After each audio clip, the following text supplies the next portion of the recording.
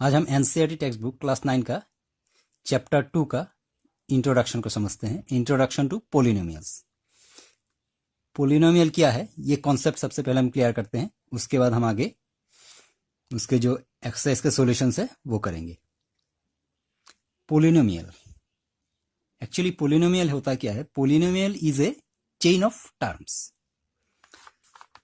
अब chain of terms, तो terms क्या होता है फिर ये समझना पड़ेगा। अब टर्म्स ये होता है, सपोज मैं यहां पे लिखता हूं 2x² या फिर 3x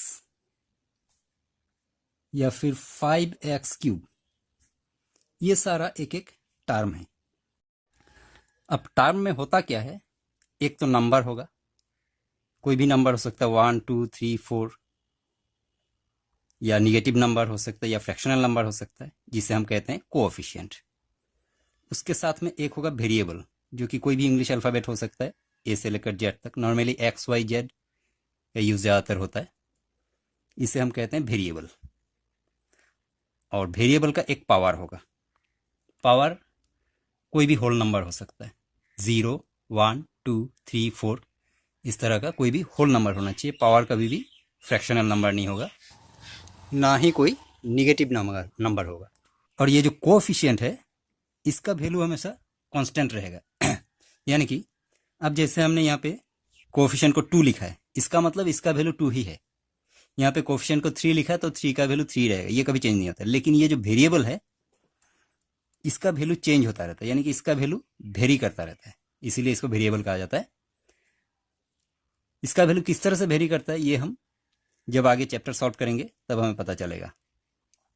तो ये एक एक टर्म इस तरह से होता है, उसमें एक कोएफिशिएंट होगा जो कि नंबर होता है, और अल्फ़ाबेटिकल वेरिएबल होता है जिसके ऊपर एक पावर हो सकता है। पावर 1 2 3 4 0 भी हो सकता है। तो ये होता है टर्म, और ये सब टर्म को एक साथ जोड़ देने से, निगेटिव या पॉजिटिव यानी कि प्लस या माइनस साइन के साथ जोड़ देने से, तब ये बन जाता है एक पोलिनोमियल। सपोज इसी को मैं यहाँ पे लिखता हूँ 2x² plus 3x minus 5x³, ये एक पोलिनोमियल हो गया। या फिर ऐसा भी हो सकता है x³ plus 2x² minus 3x plus 5, ये भी एक पोलिनोमियल है। ये वेरिएबल है, इसका कोएफिशिएंट अगर कुछ नहीं लिखा है तो मतलब कोएफिशिएंट इसका 1 है। ये वेरिएबल, इसका कोएफिशिएंट +2, इसका कोएफिशिएंट -3। अब इसमें एक सवाल ये हो सकता है कि इसमें इसका कांस्टेंट टर्म तो है, इसका कांस्टेंट वैल्यू जो है इसका कोएफिशिएंट तो है, पर इसमें वेरिएबल तो नहीं है, फिर ये टर्म कैसे हो सकता है? तो इसमें मैं बताता हूं कि इसका वेरिएबल गया कहां। इसको मैं इस तरह से लिख सकता हूं 5x0।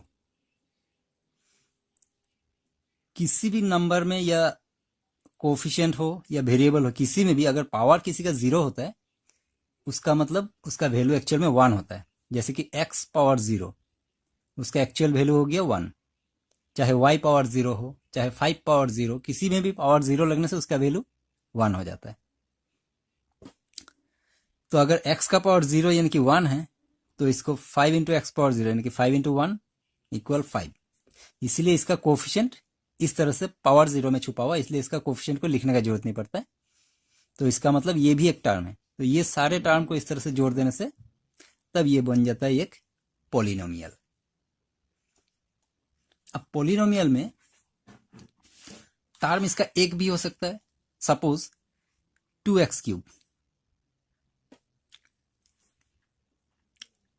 एक और मैं लिख देता हूं 3x² प्लस 5x, या फिर 3x³ माइनस 2x प्लस 4। इसमें एक ही टर्म है, इसका मतलब ये हो गया मोनोमियल। मोनो यानी कि 1, मोनोमियल। इसमें दो टर्म है, एक टर्म ये और एक टर्म ये, दो टर्म यानी कि ये बाइनोमियल। बाई से टू मीन किया जाता है, बाई यानी कि टू, तो बाइनोमियल, इसमें दो टर्म बाइनोमियल। इसमें तीन टर्म है, 3x³ 2x एंड 4। अगर तीन टर्म है तो ट्राई यानी कि थ्री, ट्राइनोमियल। अगर इससे ज्यादा टर्म हुआ तो पोलिनोमियल हो जाएगा। सपोज इसमें 4x4 minus 3x³ plus x plus 3, इतना ज्यादा टर्म होगा, 3 से ज्यादा, तो फिर ये हो जाएगा पोलिनोमियल। अब इसमें एक बात और है, किसी भी पोलिनोमियल का एक डिग्री होता है। डिग्री यानी कि उसका जो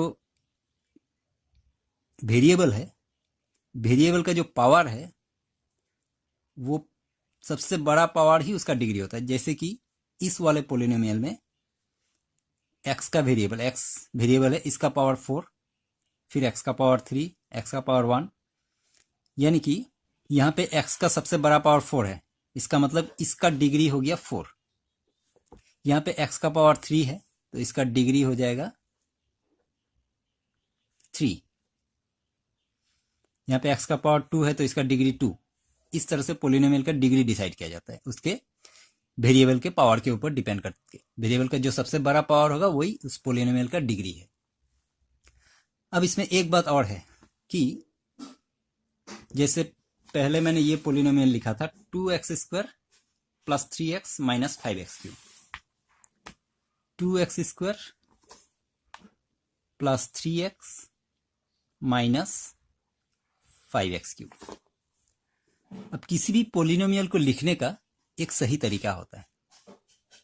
तरीका कहने का ये मतलब है, अभी जैसे मैंने बताया था डिग्री क्या होता है, तो उसका जो डिग्री है यानी कि जो पावर है,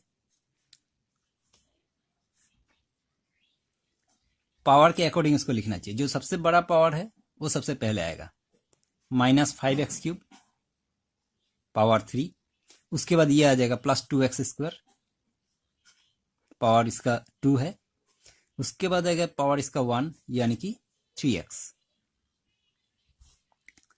तो हमेशा इसको स्टैंडर्ड फॉर्म में लिखना चाहिए, यानी कि वो पावर के अकॉर्डिंग, पावर जैसे जैसे डिक्रीज होता जाएगा उस हिसाब से टर्म को बिठाना है। ये इसको लिखने का सही तरीका है।